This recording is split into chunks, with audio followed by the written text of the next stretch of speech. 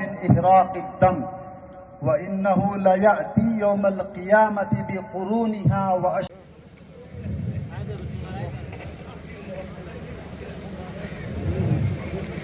الله أكبر لا إله إلا الله والله أكبر ولله الحمد إن الحمد لله الذي جعل أمة منسكا ليذكر اسم الله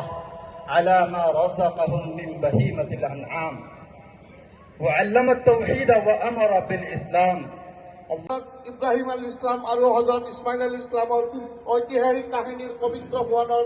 পালন কৰাৰ উপৰিও হযৰত ইব্ৰাহিম আল ইসলামৰ তেওঁৰ নয়নৰ মণি হযৰত ইসমাইল আল ইসলামৰ দিগদাহীনভাৱে আল্লাহৰ নামত উৎসৰ্গা কৰা ঘটনাৰ উপৰণত সমগ্ৰ বিশ্বতে কুৰবানী ঈদ বা ঈদুল আজহা পালন কৰি থকা হৈছে। এই বিশ্ব সমূহ অসমবাসীলৈ পবিত্ৰ ঈদুল আজহাৰ আন্তৰিক শুভেচ্ছা জনাইছোঁ। ইতিমধ্যেই আপোনালোক আটাইয়ে জ্ঞাত যে মাননীয় মুখ্যমন্ত্ৰী মহোদয় যি নিৰ্দেশনা সেই নিৰ্দেশনা পালন কৰি আমাৰ যি জন্তুসমূহ কুৰবানী হ'ব সেই জন্তুসমূহৰ যি অলাগতিয়াল বস্তুসমূহ থাকিব সেইবিলাক যাতে ভালদৰে সংৰক্ষিত কৰি তাক পোতাৰ ব্যৱস্থা কৰে তাৰ বাবে মই আজিৰ এই পবিত্ৰ